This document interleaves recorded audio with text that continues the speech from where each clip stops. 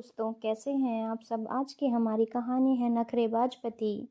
रिंकी की शादी को अभी 1 महीना ही हुआ था। जब वह ससुराल आई तो उसकी सासू माँ शोभा जी ने बड़े जोर शोर से उसका स्वागत किया। रिंकी का ससुराल परिवार एक संपन्न परिवार था। उसके ससुराल में एक देवर मोहित, वह एक ननद शिखा, वह सास ससुर शोभा और गोपाल जी और पति रजत थे। रजत एक आईटी कंपनी में मैनेजर था। रिंकी अपने ससुराल में बहुत खुश थी, पर वह एक बात से हमेशा उदास रहती थी कि जब भी वह अपने पीहर मायके जाने को बोलती तो उसका पति रजत एकदम गुस्सा हो जाता। रिंकी समझ ही नहीं पाती आखिर रजत ऐसा क्यों करता है।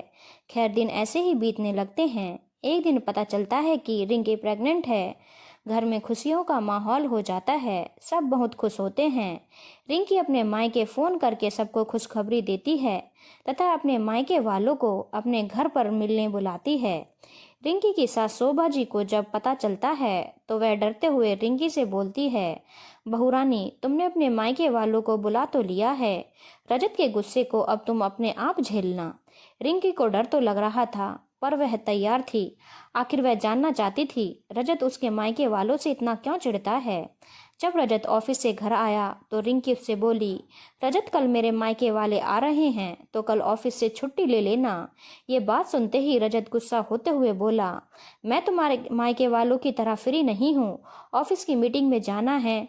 पता नहीं कैसे कैसे लोग हैं तुम्हारे मायके वाले, कुछ काम धाम नहीं है, कभी भी मुंह उठाकर चले आते हैं। कहते हुए रजत अपने कमरे से बाहर चला गया। बेचारी रिंकी को कुछ समझ ही नहीं आया और चुपचाप सो गई। अगले दिन दोपहर को रिंकी के मायके से उसके माँ पापा राधा जी और मनोहर जी, छोटा भाई अनुज आया। रिंकी ने अपने भाई की पसंद का दाल बाटी चूरमा बनाया था। उस दिन रिंकी ने रजत के लंच के लिए दाल बाटी ही पैक कर दिया। रजत ने पूछा, आज लंच में क्या बनाया है?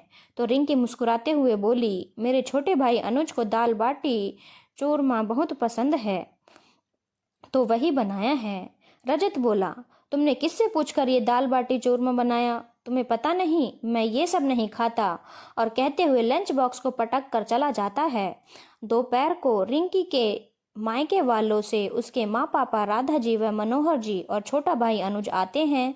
सब ने मिलकर खूब बातें की। दोपहर को लंच टाइम हुआ तो रिंकी की माँ राधा जी बोली, बेटा दामाद जी कहाँ हैं? रिंकी बोली, माँ, रजत की ऑफिस की मीटिंग है, वो आपसे नहीं मिल पाएंगे। राधा जी बोली, बेटा आज तो संडे है, फिर कैसी मीटिंग है? रिंकी बोली, पता नहीं माँ मुझे तो, आप ये सब छोड़ो, आप ये दाल बाटी चूरमा खाओ। सब मिलकर दाल बाटी चूरमा खाते हैं।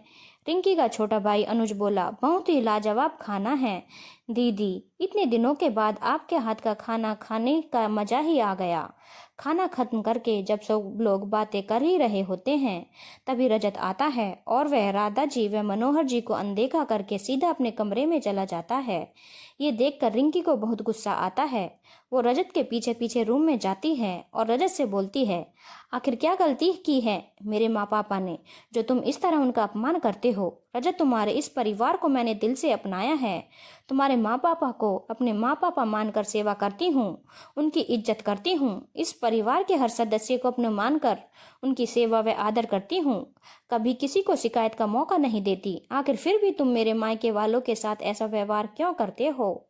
यदि मैं भी तुम्हारे परिवार के साथ ऐसा ही व्यवहार करूं तो क्या तुम्हें अच्छा लगेगा? रजत रिंकी की तरफ नजरें झुका के देखता है और बोलता है, मुझे माफ कर दो रिंकी, मैं अपनी मुझसे गलती हो गई, मुझे घमंड हो गया था एक दामाद होने का।